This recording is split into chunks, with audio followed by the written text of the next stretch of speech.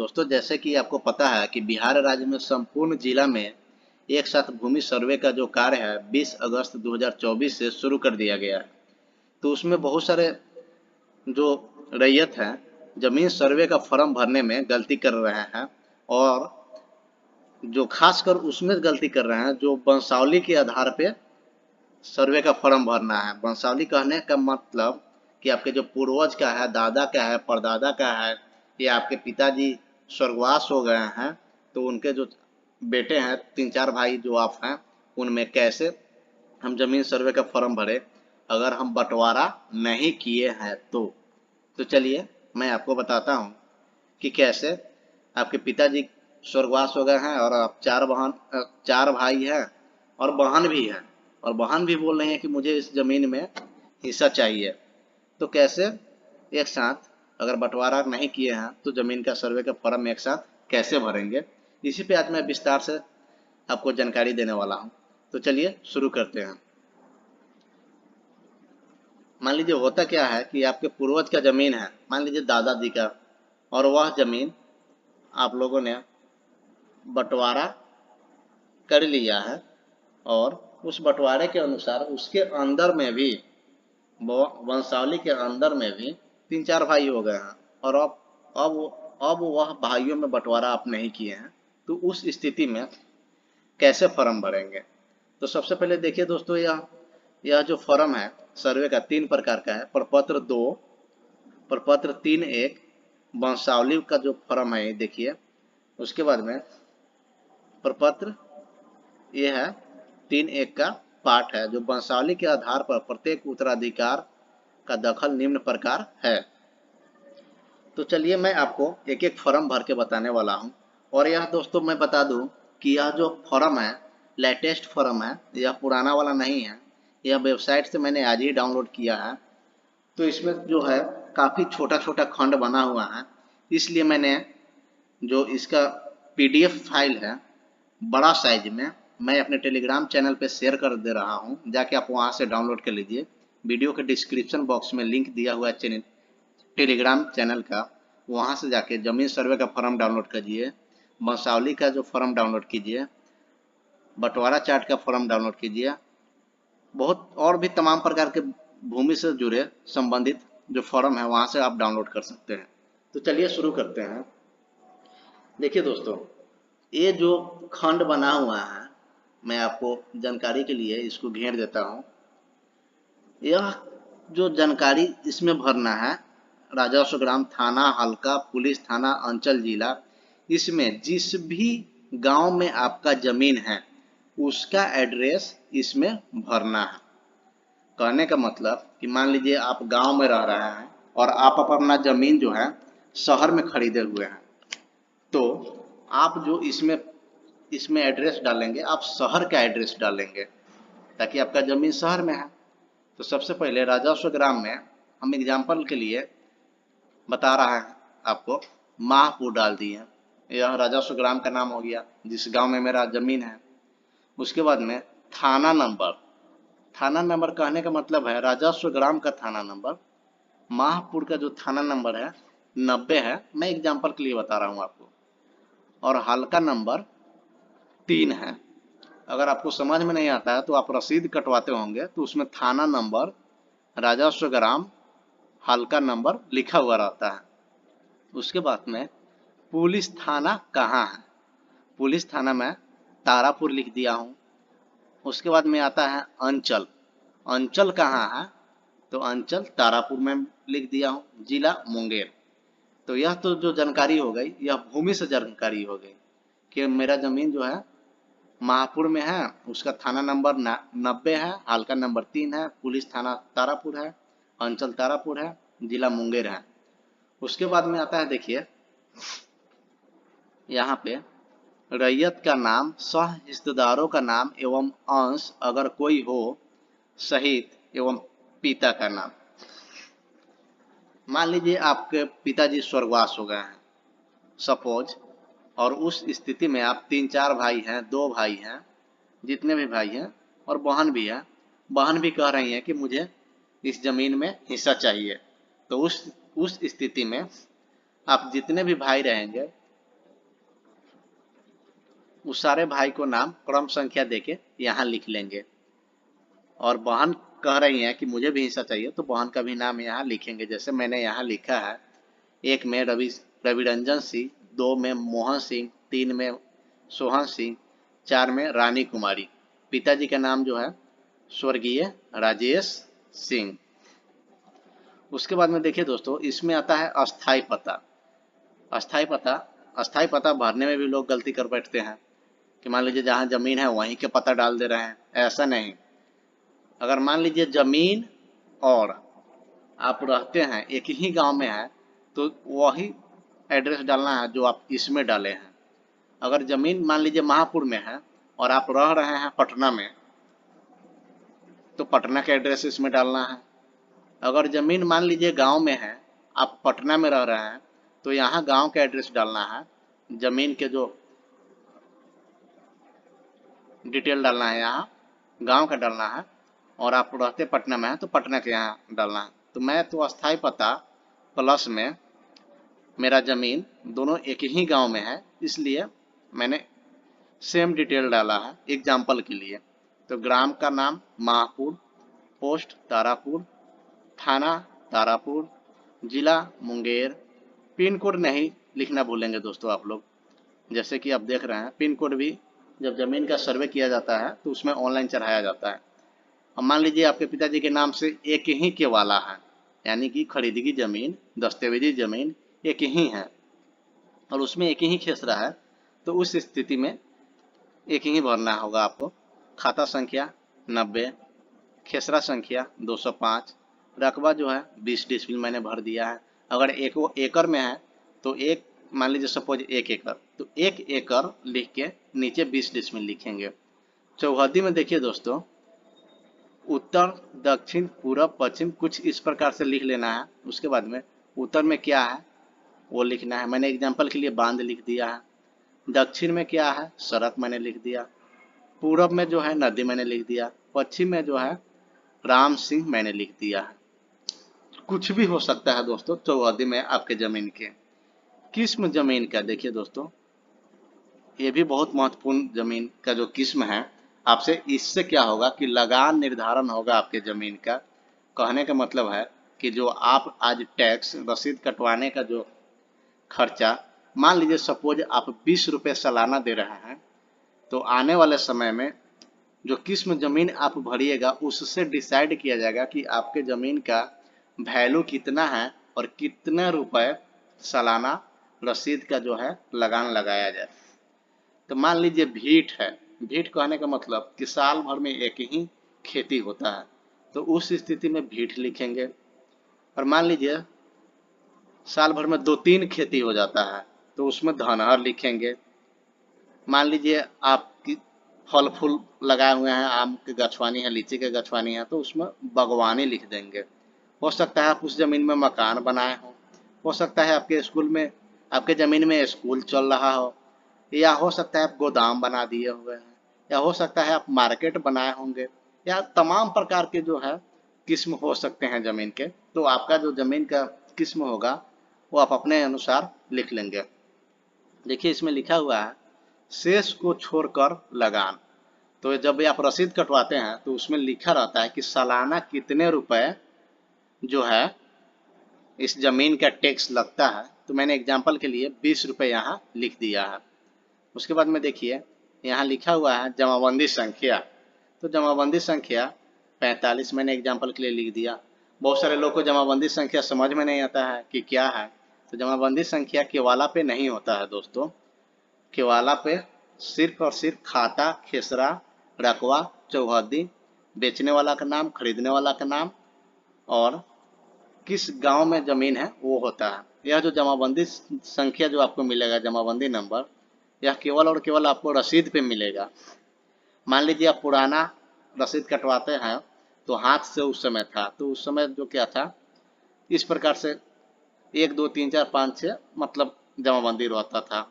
अब क्या है कि ऑनलाइन डिजिटल ज़माना आ गया है, तो उसमें क्या है ऑनलाइन में चढ़ाया जा रहा है भाग 5 पृष्ठ 20।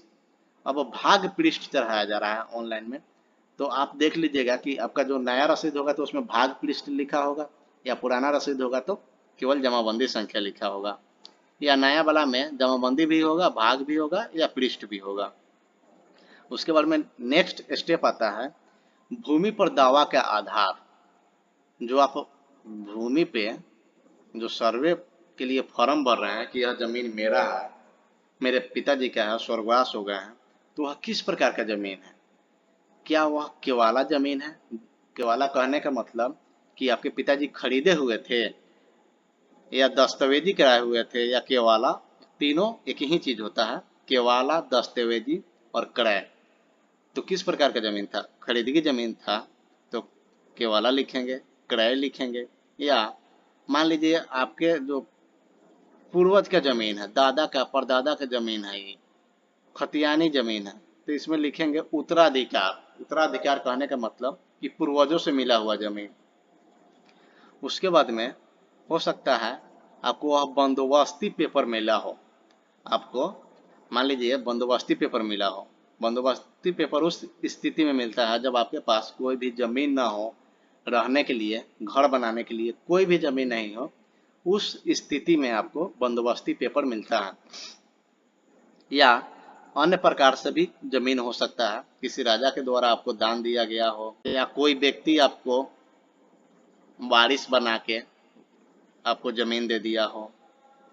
किसी भी प्रकार, तमाम प्रकार के इसमें भूमि पर दावा करने का जो है आधार हो सकता है। अभिव्यक्ति अगर कोई हो, दोस्तों यह मैंडेटरी नहीं है भरना। अगर किसी भी प्रकार का वाद विवाद नहीं है तो नहीं लिख दीजिएगा, अन्यथा नहीं भी लिख सकते हैं। या केस चल रहा है तो केस संख्या लिखेंगे। कई बार होता क्या है कि आपके ज़मीन पे बहुत दिनों से केस चल रहा है और वह आप बाद में आपको हासिल हो जाता है, तो जो जजमेंट आता है तो उस जजमेंट को लिखना है यहाँ, और लिखना है नीचे कि यह केस से जीत हुई जमीन है जो कि मेरे दखल एवं कागज में भी प्रस्तुत किया गया है। उसके बाद में उसी में नीचे देखिए नोट करके लिखा हुआ है, मैं हम घोषणा करता हूँ या करते हैं कि स्वघोषणा में की गई प्रविष्टि मेरे जानकारी में सही है। स्वघोषणा में किसी गलत प्रविष्टि के लिए मैं या हम जवाबदेह हूँ।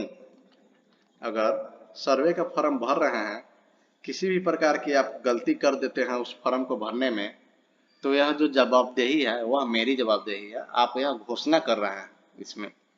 उसके बाद में नोट में यहाँ लिखना है, लिखा हुआ है देखिए,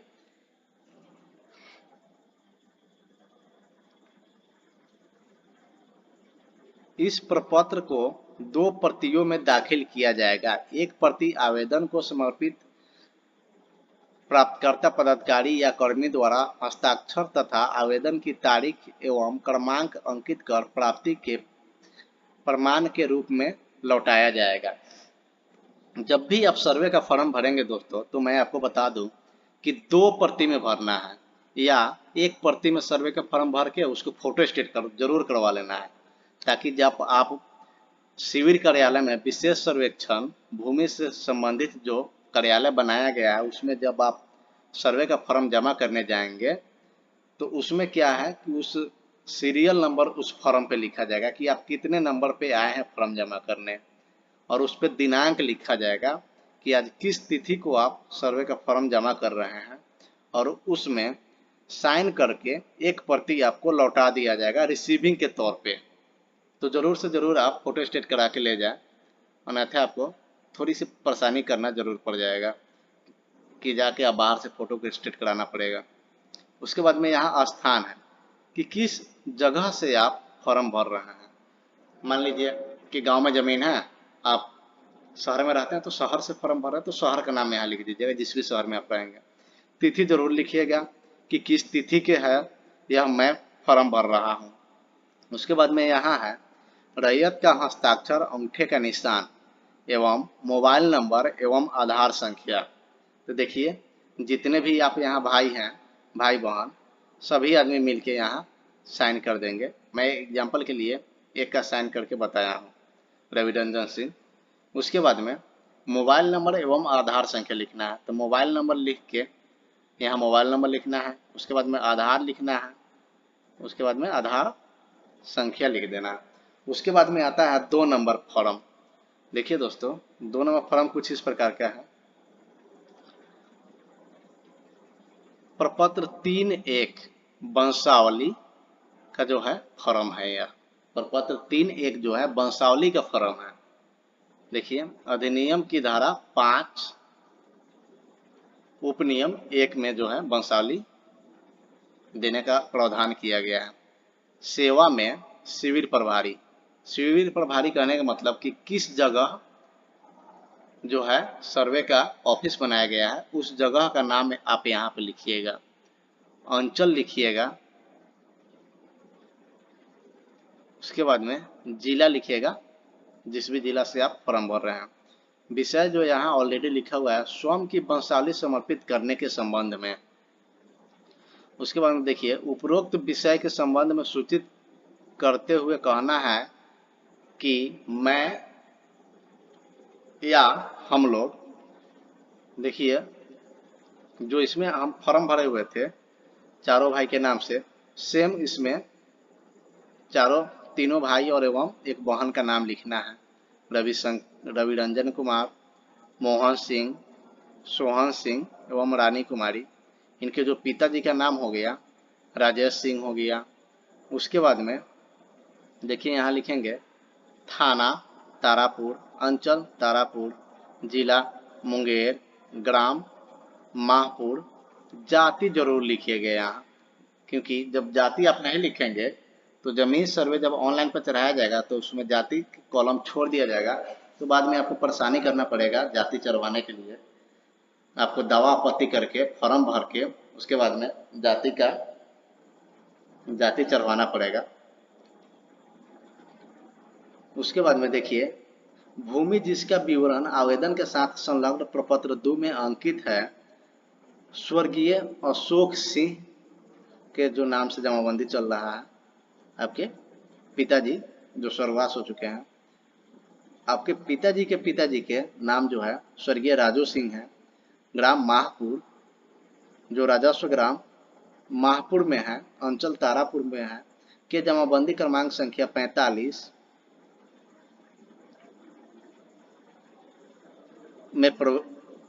में प्रविष्टि थे कि क्रय से या खतियानी जो भी है, अंकित खाता 90, खेसरा संख्या 205, रकबा 20 डिसमिल। अगर एकड़ में है तो एकड़ पहले लिखेंगे, उसके बाद में डिसमिल लिखेंगे। लगान 20 रुपए के उत्तराधिकार बंटवारा के आधार पर हित अर्जित किया गया है।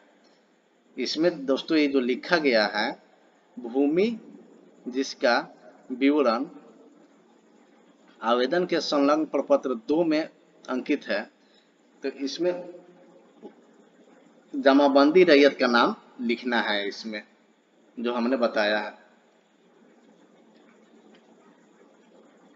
देखिए, मैं हम लोग निम्न वंशावली वंश वृक्ष से उत्तराधिकार के आधार पर हित अर्जित किया हूँ। वंशावली वंश वृक्ष मूल खतियानी पंजी 2 के अनुसार नीचे वंश वृक्ष टेबल फॉर्म बनाएं। इसमें जो सादा पेज एगो खरीद लीजिएगा, उसी में मौखिक वंशावली बना दीजिएगा आप। इसमें लिखा हुआ है, मौखिक बना के आप इसमें लगा सकते हैं। तो दोस्तों, वंशावली कैसे बनता है मौखिक, मैंने एक वीडियो बना के अपने चैनल पर अपलोड किया हूँ, जिसका लिंक मैं डिस्क्रिप्शन बॉक्स में दे दूंगा, या आप मेरे टेलीग्राम चैनल पर जाके वहाँ से वॉच कर सकते हैं और आसानी से मौखिक वंशावली बना सकते हैं।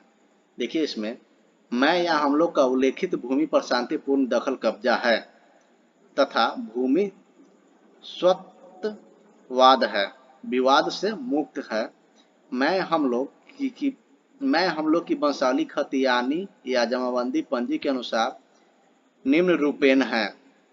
अतः अनुरोध है कि प्रपत्र में अंकित वंशावली के आधार पर तथा प्रसन्नगत भूमि के उत्तराधिकार के आधार पर मेरे या हम लोगों के नाम पर सर्वेक्षण प्रक्रिया से तैयार होने वाली अभिलेख में खाता खोलकर संबंधित खेसरों को प्रविष्टि करने की कृपा की जाए। अनुलग्न याचिकाकर्ताओं की वंश वृक्ष आप हो सकता है तो यहाँ पे बना दें। वंशावली, वंश वृक्ष वंशावली को बोला जाता है दोस्तों। तो वंशावली लिख के यहाँ पे आप वंशावली भी बना सकते हैं। 1 2 3 4, 3 भाई का नाम यहाँ पे और चौथा बहन का, और यहाँ आप अपना पिताजी का नाम लिख देंगे तो यह वंशावली बन के रेडी हो जाएगा। विश्वास भाजन में जो है याचिकाकर्ताओं का हस्ताक्षर, तीनों भाई एवं एक बहन का नाम यहाँ पे हस्ताक्षर करना है। उसके बाद में तीसरा फॉर्म आता है, वंशावली के आधार पर प्रत्येक उत्तराधिकारी का दखल निम्न प्रकार है। तो दोस्तों मैंने शुरू में ही बताया हूँ कि यह जो सर्वे फॉर्म जो है मैं यह एक साथ भरने के लिए बता रहा हूँ कि पिताजी का जमीन है और स्वर्गवास हो गए हैं और हम 3 भाई और एक बहन है। हम लोग बंटवारा कर लिए हैं लेकिन एक साथ सर्वे में खाता खुलवाना है। तो रैयत का नाम यहाँ लिखेंगे, लिखा हुआ है। तो 3 भाई एवं एक बहन का नाम यहाँ लिखेंगे, रविरंजन सिंह, मोहन सिंह, सोहन सिंह एवं रानी कुमारी। पिता का नाम स्वर्गीय राजेश सिंह। ग्राम अस्थाई पता वही, मान लीजिए शहर में जमीन लिए हैं और गांव में रहते हैं तो गांव का पता लिखेंगे, या शहर में जमीन लिए हैं, गांव में जमीन लिए हैं और शहर में रहते हैं तो शहर का अस्थाई पता यहाँ पे आप लिखेंगे, जो भी होगा। खाता नंबर, खेसरा नंबर, रकवा डिसमिल में लिखना है हमेशा। एकड़ में होगा तो पहले एकड़ लिखेंगे, उसके बाद डिसमिल लिखेंगे। ब्यौरा में जो है चौहद्दी लिखना है, उत्तर दक्षिण पूर्व पश्चिम इस प्रकार से लिख लेना है। उसके बाद में उत्तर में बांध मैंने लिखा है, दक्षिण में सड़क लिखा है, पूर्व में नदी लिखा है, पश्चिम में राम सिंह लिखा है। कुछ भी हो सकता है चौहद्दी में, आप अपना अनुसार लिखिएगा। जमाबंदी पंजी मैंने 45 लिखा है, जो कि मैं एग्जाम्पल के लिए लिखा हूँ।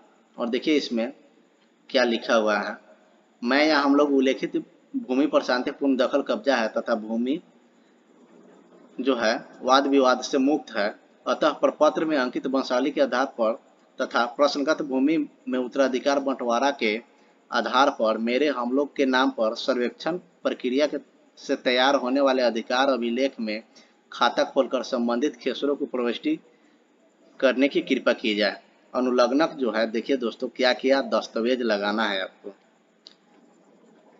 मान लीजिए आपके यह पिताजी के नाम से जमीन था और आप अपने भाई के नाम से सर्वे का फॉर्म भर रहे हैं, तो देखिए मृत जमाबंदी रैयत की मृत्यु की तिथि या वर्ष लिखना है, या हो सकता है मृत्यु की प्रमाण पत्र भी हो तो उसको लगा दीजिए, अन्यथा कोई बात नहीं है, अनिवार्य नहीं है। जमाबंदी संख्या की विवरणी, मालगुजारी रसीद लगाना है आपको। ऑनलाइन रसीद कटवाते हैं तो ऑनलाइन वाला रसीद लगवाना है, या ऑफलाइन कटवाते हैं तो ऑफलाइन वाला लगवाना है। खतियान की नकल यदि उपलब्ध हो तो दोस्तों मैं बता दूं, यहाँ तो खतियान जमीन है नहीं, केवाला है, तो केवाला के आप लगा दीजिएगा, या खतियानी होगा तो खतियानी के लगा दीजिएगा। दावाकृत भूमि से संबंधित दस्तावेजों की विवरण, जो जिसपे आप दावा कर रहे हैं कि भूमि मेरा है, उसका विवरणी इसमें लिखना है। अगर सक्षम न्यायालय का आदेश हो तो आदेश की सच्ची प्रति लगाना है। मान लीजिए केस चल रहा है तो केस का इसमें लगाएंगे, या केस जीते हुए हैं आप अपने जमीन के प्रति तो उसका आदेश यहाँ लगाएंगे फोटो स्टेट करके। आवेदनकर्ता या हित अर्जन करने वाले का मृतक का वारिस होने से संबंधित में प्रमाण पत्र, वंशावली बना देंगे, वही प्रमाण पत्र हो जाएगा दोस्तों। मान लीजिए आपके पिताजी के हैं या दादाजी के हैं तो वहाँ से आप नीचे की तरफ वंशावली बना देंगे। आवेदनकर्ताओं के आधार कार्ड की छाया प्रति, यह बहुत ज़रूरी है क्योंकि आधार कार्ड हर एक ज़मीन में अब टैगिंग किया जाएगा। तो 3 भाई और एक बहन है, सबका आधार कार्ड देना है इसमें। आवेदनकर्ताओं के वोटर कार्ड की छाया प्रति, आधार कार्ड दे देंगे तो वोटर आईडी कार्ड देने की ज़रूरत नहीं है। विश्वास भाजन में जो है याचिकाकर्ताओं का हस्ताक्षर एवं पूरा पता लिखना है। तो आप अपना तीनों भाई एवं बहन का नाम लिखेंगे, यहाँ नाम क्या साइन करेंगे।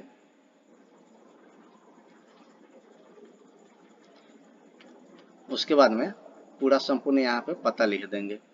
तो दोस्तों कैसा लगा यह जानकारी मुझे कमेंट बॉक्स में ज़रूर बताएं, और आप अपने दोस्तों रिश्तेदारों को शेयर करें ताकि जो भूमि का सर्वे का फॉर्म है वो आसानी से भरे, किसी प्रकार की सामना नहीं करना पड़े। बाकी दोस्तों, आपको एक बड़े फॉर्मेट पे मैंने इस प्रपत्र को तैयार किया है और टेलीग्राम चैनल पे मैंने उसको शेयर किया है, वहाँ से जाके आप डाउनलोड कर सकते हैं। बहुत बहुत धन्यवाद।